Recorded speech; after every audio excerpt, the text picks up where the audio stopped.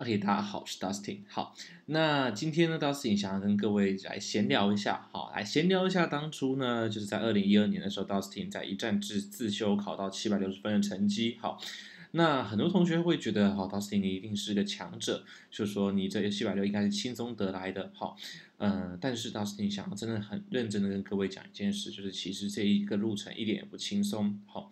就是同学们或者是就是考生们，其实你们准备多辛苦，Dustin 都知道，因为当时 Dustin 就是经历了过的，并没有比你少，然后呢，吃到了这个艰难，好，其实也没有比你就是还轻这样子。好，那你一定会想说，Dustin 怎么可能呢？就是你一战自修760，这是胜利者的谦虚吗？好，但其实并不是。让 Dustin 跟你娓娓道来，为什么今天我会这样讲。所以今天这部影片主要是回忆一下，就是到底今天我是怎么考到高分的，好，以及就是考到高分能够给各位什么样的，就是这个过程给各位什么样的启发，这样子。好，那首先我们先来看一张图，那这张图呢，其实是一个过去1999年一个论文做的研究。好，这个论文它的研究非常特别，它应该是个心理学的研究。他研究说一个人就是他今天是如何低估自己的能力，然后呢如何就是信心爆棚。好，你可以看到他的名字叫什么？叫做 How difficulties in recognizing one's own incompetence lead to effective self-assessments。好，这是一篇正式的论文哦，所以它里面的东西多少还是有学术可信度的这样子。好，那我们来看这张很简单的图，其实这个论文就是所提出的这个 Dunning-Kruger effect，就是因为这张图而声名大噪。好，这张图是什么呢？你可以看到这个纵轴是信心，而横轴是能力。它告诉你一个人今天的能力在最低的时候，他的信心会暴涨；而在后来，当他学到了越多，能力越提升，他的信心会慢慢跌落，然后跌落到谷底之后呢，最后开始反弹回来，最后才变成真正的大师。OK，好，那这个图呢，也许各位会想说，这个跟你当初备考有什么关系？好，让我们来跟各位娓娓道来。好。那大家都知道，Dustin 之前备考的时候呢，其实是2.5个月，可是这2.5个月之内，我做了4次 OG，2次半的 PP，好，就是 PP12。好，那一开始第一次做 OG 的时候，我想各位一定想不到，好，Dustin 第一次做 OG 的时候，其实跟各位是一模一样的。好，就是说，第一个，我纯靠感觉做题刷题，我觉得这不就是一般的考试吗？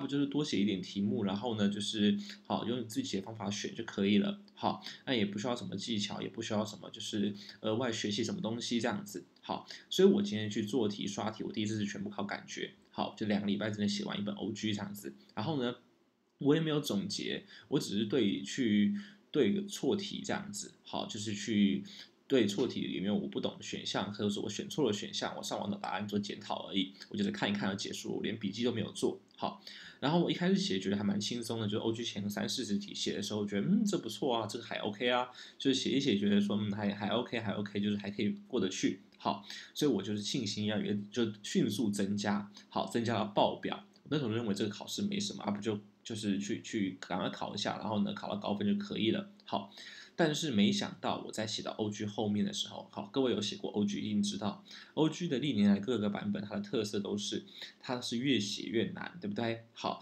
，OG 里面的题目是按照难度所排列的，所以当我今天 OG 越写越后面的时候，我就发现这个难度他妈怎么越来越高啊？好，不好意思，就是爆脏话，因为我想到那个时候还是觉得太苦闷了，好，就是觉得怎么难度越来越高，然后呢，就是写到最后的时候，你知道吗？我印象最深刻的时候是我最后 SC 最后那20题，那20题错了17题。好，所以到后面的时候，我信心就暴跌，你知道吗？好，就暴跌到这边，OK，大概是这样的概念。好，这是我第一次做 OG。那暴跌之后该怎么办呢？那我就知道说糟糕，是不是我原本刷题的方法行不通了？好，但那时候 Dustin 我自己是自修啦，好，所以我那时候就想说，那我来做一件事好了。好，我来看一下网络上的心得文，所以我就上网看了大概100-200篇心得文。那个时候的心得文哈，还算比较有用的哈。现在心得文都是一些奇怪的补习班啊，在那边就是做假心得文啊，然后呢在那边就是写推销补习班的那个文章这样子。好，那个时候心得文比较多是自修的。好，所以我那个时候就看了大概几百篇的心得文，我 PTT 的也看啦，好，那个就是追梦网的也看啦，网络就是那种国外的也看，好，因为你知道，到时你就是善用找网络上的资源，好，那我看之后，发现一件事情，就是大部分的高分者他们其实都是有做总结这个东西。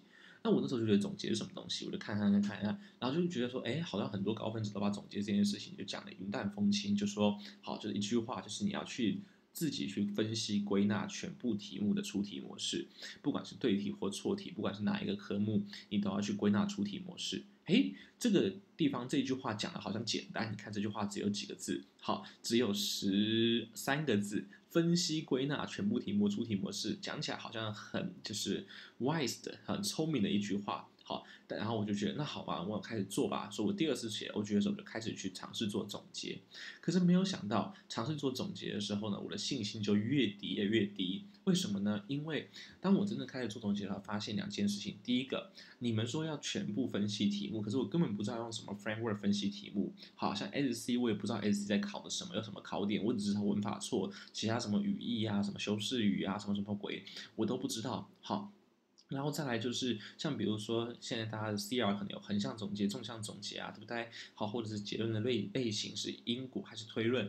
我那个时候完全不知道，因为我之前都是靠直觉做题，然后我也没有补习，所以我完全不知道分析题目用什么 framework，所以我就上网一个一个去试，一个一个去试。好，然后呢试一试觉得不适应又丢开，又换回来是另外一组。好，这个过程非常浪费时间。然后再来，好，就算今天真的找到一个 framework 好了，但是我下一个问题是什么？就是说我今天用这个 framework 所做的总结，好，去检讨这个错误答案的类型跟正确答案的类型，我根本不知道我自己的判断是对还是错。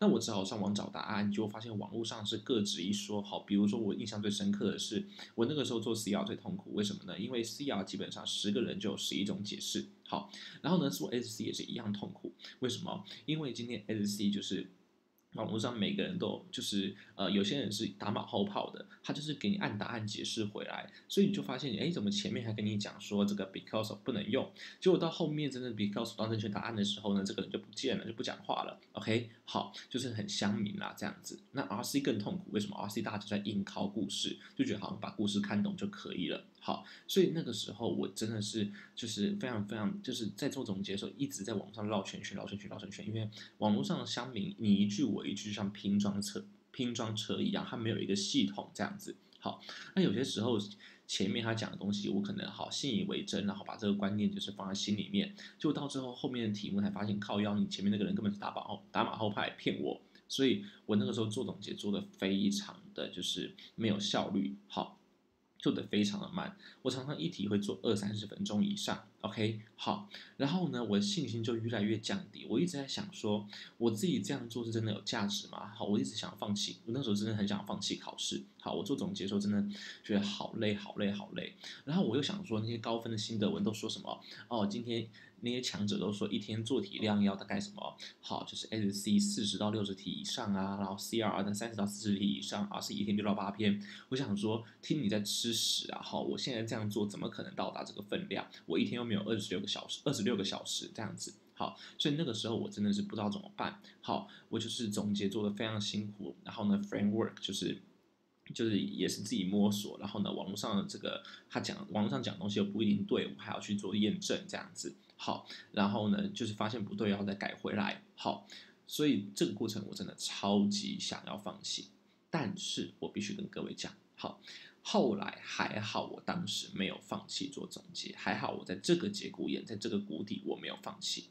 为什么？因为当我真的硬撑下去，做完总结之后，我开始做第3次 OG 跟第2次 PP，我发现一件事，就是我今天看题的感觉完全不一样了。好，并不是说因为你写过 OG 写过 PP，所以呢今天是不是都记得答案了，所以觉得好像看题比较厉害？不对，我看题的时候不一样的点是说，我今天不是单纯的读故事，而是我今天可以主动的联想考点。好，去从这个题目里面去联想说，哎，这个地方考我的是什么样的观念？好，然后再来就是我对于考点的判断精准，OK，变得精准了，而且可以从一个考点联想出，哎，这个题目跟这个题目设计类似，还有哪些题目可以把它找出来复习。